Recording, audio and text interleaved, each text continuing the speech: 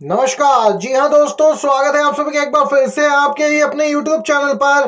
आज की बड़ी खबरें, मुख्य समाचार आपके लिए लेकर आए हैं। इस वीडियो में जानेंगे सुप्रीम कोर्ट में हुई सुनवाई, इलेक्टोरल बॉन्ड पर SBI की फटकार लगी। जी हाँ दोस्तों, वहीं आप तक पहुंचाएंगे CGI ने क्या कुछ कहा है।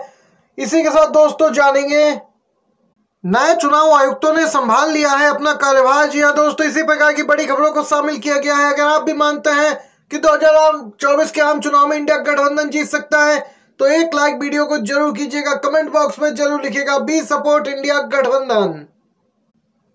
SBI पर सुप्रीम कोर्ट का रुख बना हुआ है सख्त। जी हां दोस्तों, इलेक्टोरल बॉन्ड डेटा जारी करने के बाद आज भी सुप्रीम कोर्ट ने SBI को आड़े हाथों लिया है। सुप्रीम कोर्ट ने SBI से कहा कि आपने बॉन्ड नंबर डिस्क्लोज क्यों नहीं किया, जारी क्यों नहीं किया, जबकि हमने अपने ऑर्डर में सभी डिटेल देने को कहा था। SBI पर सुप्रीम कोर्ट का सीधा सवाल कि हमारे आदेशों के तहत चुनावी बॉन्ड के यूनिक बॉन्ड नंबरों का खुलासा क्यों नहीं किया गया। SBI को नोटिस जारी किया गया है। सोमवार को पूरे मामले पर सुनवाई होगी। CGI ने कहा कि SBI को सभी जानकारी चुनाव आयोग के साथ साझा करनी चाहिए थी, जैसे खरीदने की तारीख, उसे भुनाने की तारीख। SBI ने इलेक्टोरल बॉन्ड का नंबर ही शेयर नहीं किया।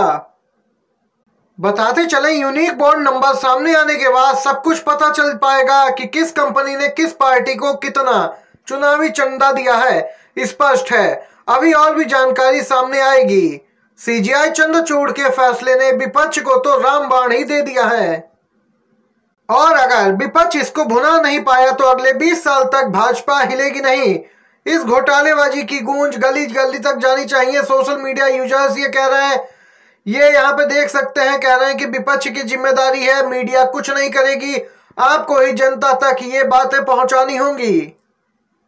अपडेट निकल के आ रही है दिल्ली से। दिल्ली में कांग्रेस मुख्यालय के बाहर पाकिस्तानी शरणार्थियों का प्रदर्शन। जी हाँ दोस्तों, इस पूरे प्रदर्शन को लेकर मुख्यमंत्री केजरीवाल ने बीजेपी को घेरा है और यहाँ पे जोरदार हमला बोला। बताते चले CM केजरीवाल ने क्या कहा।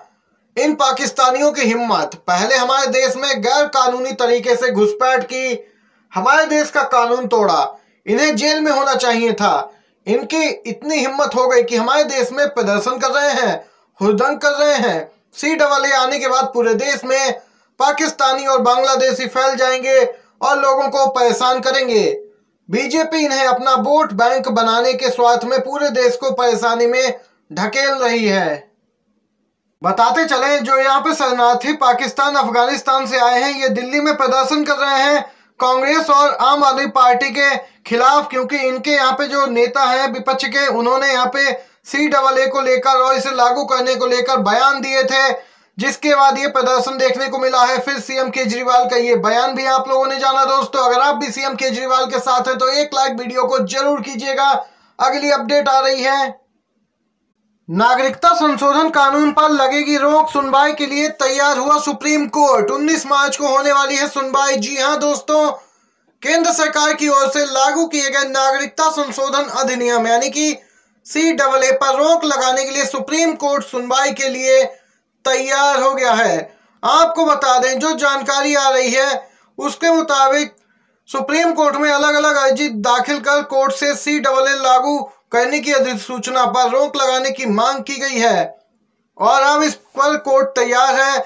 19 मार्च को सुनवाई होने वाली है। बताते चलें, ये याचिकाएं इंडियन यूनियन मुस्लिम लीग और democratic youth federation of India ने सुप्रीम कोर्ट में अलग अलग दायर की हैं।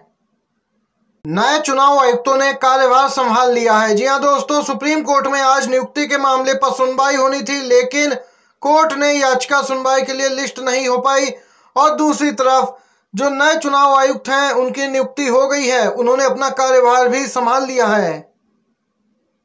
तो वहीं दूसरी तरफ इलेक्टोरल बॉन्ड के मुद्दे पे लगातार बीजेपी घिरती जा रही है। अब यहाँ पे कपिल सिब्बल का बयान आया है, बोले किसी ने कहा था न खाऊंगा न खाने दूंगा। इलेक्टोरल बॉन्ड पे कपिल सिब्बल का PM मोदी पर तंज। इलेक्टोरल बॉन्ड की डिटेल्स सार्वजनिक होने पर कपिल सिब्बल ने कहा कि सरकार ने लाभ के बदले लाभ लेने का काम किया है। वहीं दोस्तों, मध्य प्रदेश कांग्रेस ने भी ट्वीट किया और लिखा, फर्क बस इतना है, अमीरों की पार्टी बीजेपी है, गरीबों की पार्टी कांग्रेस। कांग्रेस लाओ भारत बचाओ। और इस पूरे मामले पे अब बीजेपी का कोई नेता दोस्तों यहाँ पे टिप्पणी करने, प्रेस कॉन्फ्रेंस करने नहीं आ रहा है, क्योंकि बीजेपी की असलियत जनता के सामने आ चुकी है। चुनावी बॉन्ड से खुलासा हुआ है, जिन कंपनियों पर पड़े छापे उन्होंने चंदा दिया, जिन्हें धंधा मिला उन्होंने भी दिया चंदा। इस पूरे मामले पे कांग्रेस नेता जयराम रमेश की प्रतिक्रिया सामने निकल के आई है। उन्होंने कहा कि चंदा दो धंधा लो। ऐसी कई कंपनियां हैं जिन्होंने इलेक्टोरल बॉन्ड दान किया और इसके तुरंत बाद सरकार से भारी लाभ भी प्राप्त किया है। इसमें Megha engineering and infra, Jindal steel and power आदि शामिल हैं। आपको बताते चले फ्यूचर गेमिंग एंड होटल्स ने 1200 करोड़ से अधिक का दान दिया। और आपको बताते चले अब तक के आंकड़ों में सबसे बड़ा दान देने वाले ये बन रहे हैं। ईडी ने फ्यूचर ग्रुप पर छापा मारा था और 5 दिन बाद इन्होंने इलेक्टोरल बॉन्ड में 100 करोड़ रुपए दान किए। वहीं अक्टूबर 2023 में भी आईटी विभाग ने इसी ग्रुप पर छापा मारा और उसी महीने इन्होंने फिर से 65 करोड़ रुपए बॉन्ड के जरिए बीजेपी को दान दिए। ये देख सकते हैं दोस्तों किस प्रकार से चंदे का खेल किया गया है। एक तरीके से रिश्वत ली गई है। कांग्रेस हमलावर है। कांग्रेस ने निर्वाचन आयोग द्वारा चुनावी बॉन्ड के आंकड़े सार्वजनिक किए जाने के बाद कहा कि यह आंकड़े किसी लाभ के बदले लाभ पहुंचाने, हफ्ता वसूली, रिश्वतखोरी और मुखौटा कंपनियों के माध्यम से धन शोधन जैसे बीजेपी की भ्रष्ट तरकीबों को बेनकाब कर रहे हैं। एमएसपी को लेकर अपडेट। किसानों ने कहा कि एमएसपी से कम कुछ भी मंजूर नहीं। महापंचायत में किसानों का ऐलान। पूरे देश में आंदोलन का बनाया गया प्लान। संयुक्त किसान मोर्चा ने रामलीला मैदान में एमएसपी पर कानूनी गारंटी सहित दूसरी मांगों को लेकर किसान मजदूर महापंचायत बीते दिन बुलाई थी।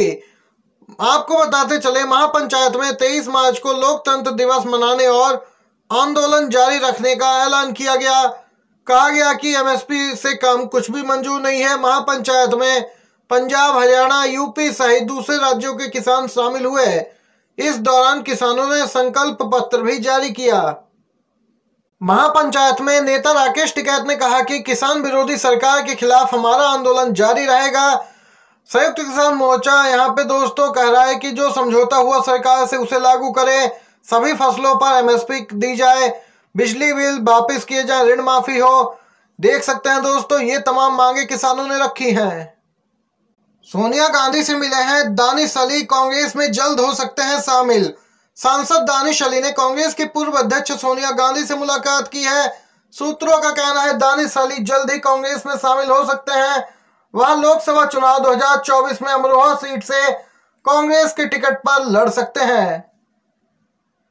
जानकारी के लिए बताते चले दानिश अली ने 2019 का लोकसभा चुनाव बीएसपी के टिकट पे अमरोहा से लड़ा था, जीते थे, सांसद चुने गए, लेकिन बाद में उनका बीएसपी से मोह भंग हो गया और बीएसपी ने उन्हें पार्टी से निष्कासित भी किया, जिसके बाद उनकी कांग्रेस से करीबी बढ़ती गई। अब वह कांग्रेस में शामिल होंगे। ये आज की बड़ी खबर है। बिग ब्रेकिंग न्यूज निकल के आए दोस्तों। पसंद आया हो वीडियो तो लाइक कीजिएगा, शेयर कीजिएगा अपने दोस्तों के साथ भी। बहुत बहुत धन्यवाद।